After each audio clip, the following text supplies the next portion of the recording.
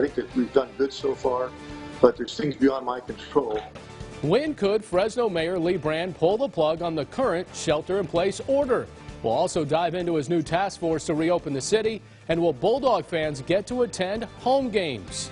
I don't want to play the game of undocumented or not, making sure that we help people who are essential. No time for playing politics. From the hot debate of sending relief to undocumented workers and if Valley dairy farmers are getting the federal dollars they need to survive the pandemic. My exclusive conversation with former Congressman David Valadao. And our panel is in place from Fresno County trying to flatten the COVID curve with minimal testing to President Trump's immigration blockade at the border. It's all on KC24, Sunday Morning Matters. Now, from KC24, your local election headquarters, with your host, Alexan Balakian. This is Sunday Morning Matters. Good Sunday morning to you. I'm Alexan Balakian. Thank you for joining us, and please join the conversation at Real Alexan. Use the hashtag Sunday Morning Matters.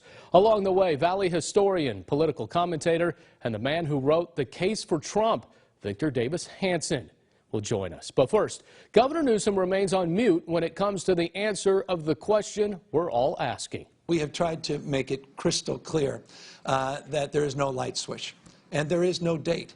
And that is the answer Governor Gavin Newsom gave on Wednesday on when he will start to lift the stay-at-home order and open up the state's economy. But Newsom did say there will be more COVID testing to go around.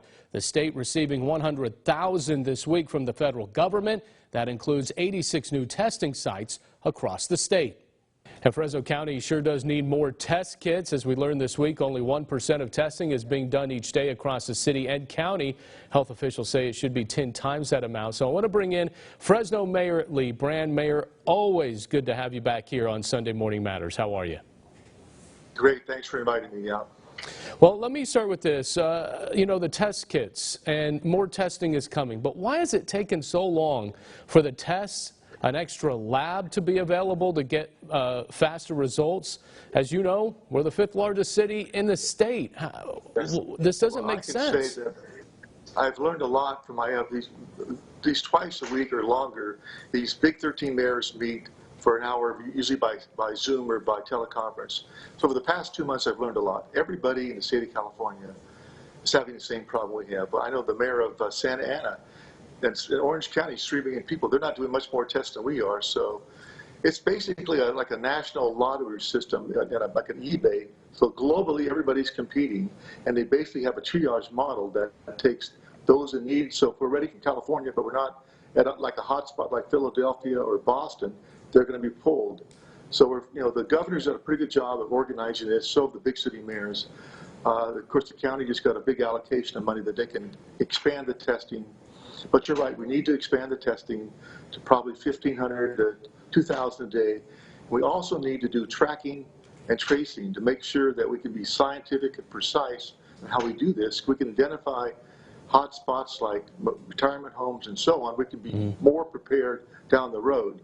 But it's something that has been affecting all of California. And again, in many ways, California is much less the cases and the deaths so far than was projected. And so in many ways, you're being punished by your own success. Well, you know, let me ask you this then, with what you just said there, May 6th, that of course is the last day of the latest shelter-in-place extension that you gave. So does that mean May 7th the city will start to reopen, or are you prepared to extend that date once again?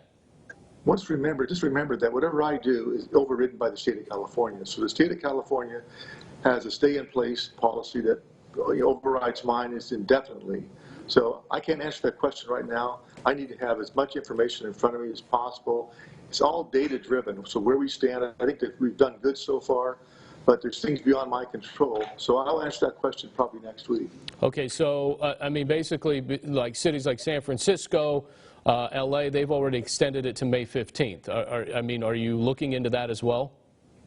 That's a possibility, but at this point in time, I can't answer. I wanted to, the last time I extended, I meant a little longer period of time to give us more time to see if the surge hits in April. We're hopefully on a trend of downhill towards the end of April into May.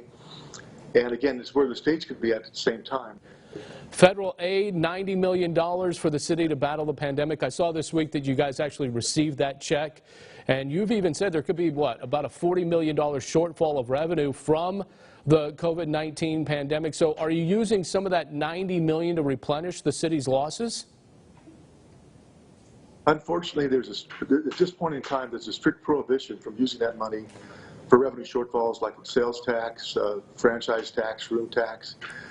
Every city in the United States and county are lobbying Washington, mainly the Treasury Department and President Trump, to have access to that money. But at this point in time, we're not sure it's going to come. We have to make the presumption that it doesn't come and deal accordingly.